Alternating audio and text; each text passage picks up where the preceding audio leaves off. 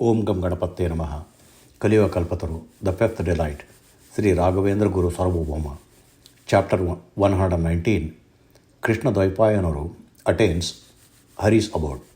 On the full moon day of the bright fortnight in the month of Dvesha during the Saumya Samvatsara, as per the daily routine, Shri Raghavendra Gurusarvabhauma was seated on a large rock on the banks of the Tungabhadra river, surrounded by close disciples and scholars. There was still time for the sun to set. The gentle ripples of the flowing river created a sweet melody, and the cool breeze delighted everyone's mind.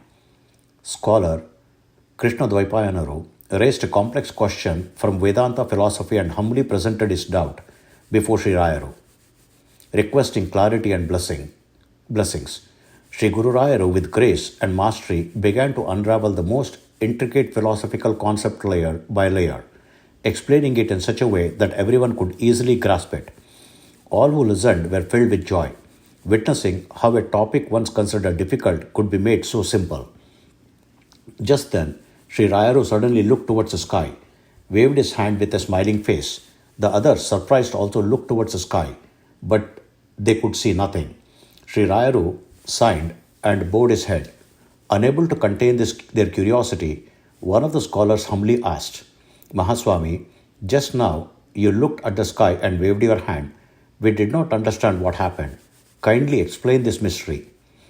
Sri Guru Rayaru responded, "Sri Krishnadwaipayanaru has attained Hari's abode.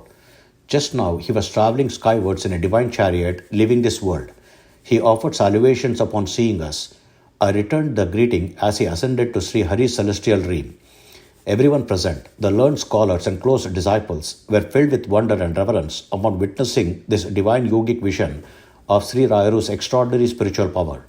Although they were well aware of Sri Rayaru's greatness and yogic strength from earlier experiences, each new expression of his divine powers brought fresh awe and bliss, as if they were witnessing it for the first time.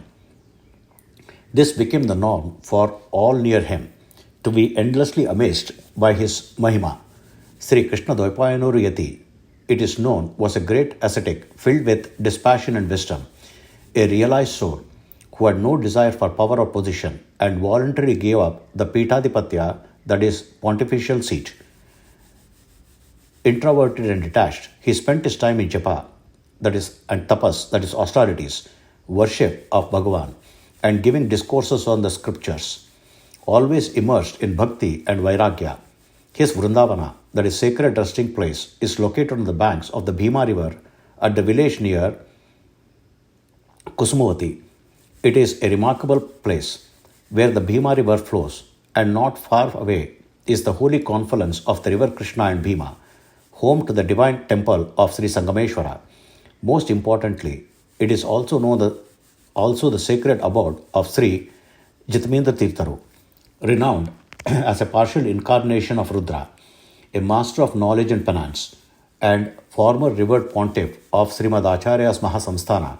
Thus, it is believed that Sri Krishnadwaipayanaru Yati chose this supremely sacred land for his residence and spiritual practice. When Sri Gurusarvabhauma saw Krishnadwaipayanaru ascending in a divine chariot to Sri Hari's realm, he offered his salutation. The Mata scholars and devotees spent a long time discussing that wondrous event before returning to the Mata with Sri Rayaru. Hari Om. Om Sri Krishnarpanamastu.